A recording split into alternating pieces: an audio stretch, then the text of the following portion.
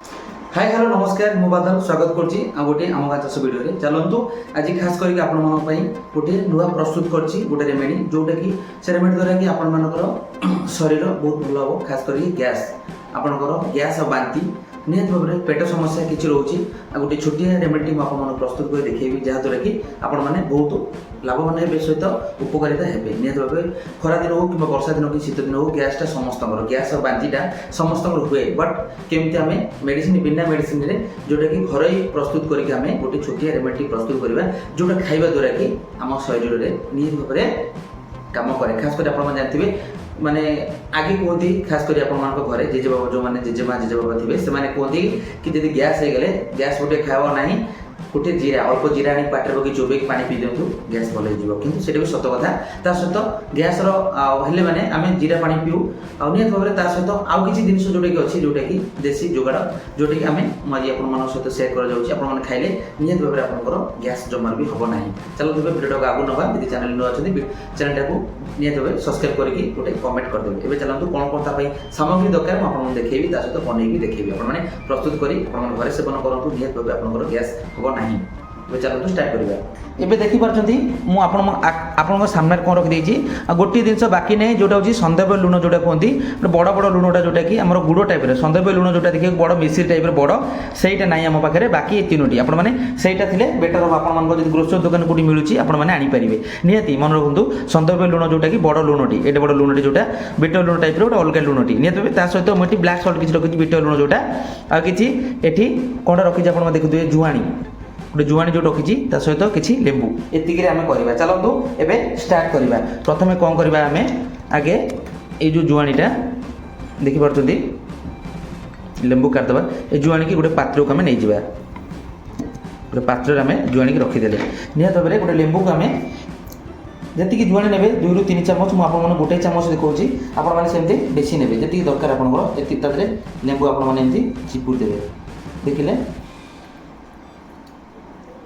आ संदर्भ लुण जोटा थी से आप चाहिए पकई पारे ना आपने ब्लाक सल्ट देखिपे ब्लाक सल्ट तादे पकईदे पकईदे निहत भाव में आपने कौन करेंगे भल भाव मिश्रण करेंगे एमती कर मिश्रण करेंगे देखिपे ये गोटे मिश्रण होगला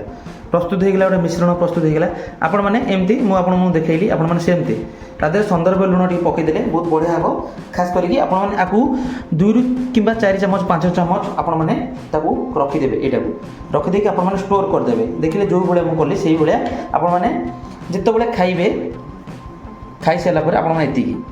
एतिकी जमी आप चोबाती पाटे पाटे पकई आराम से आपने चोबई देवे तादे चोबई पानी पीदेवे देखिए आपर गैस आ बांती जेकोसी पेट समस्या थी निहत भाव रिलैक्स होदी यहाँ गोटे डब्बा साहाଯ୍य आपने गोटे छोटिया डब्बा साहाଯ୍य आप फुल करके आपको अल्प देखी आपने बहुत आणिकी फुल करके आपने रखीदे जहाँद्वारा कि सकाल संज बेले आपने 2 थर जब सेवन करती यहाँ निहत भाव में संदर्भ लुणटा पकईले आदि जोटा कि बहुत भल फायदा आपणकर काम दब हेल्ले भी एथिरे भी काम दब किंतु निहत भाव में आपने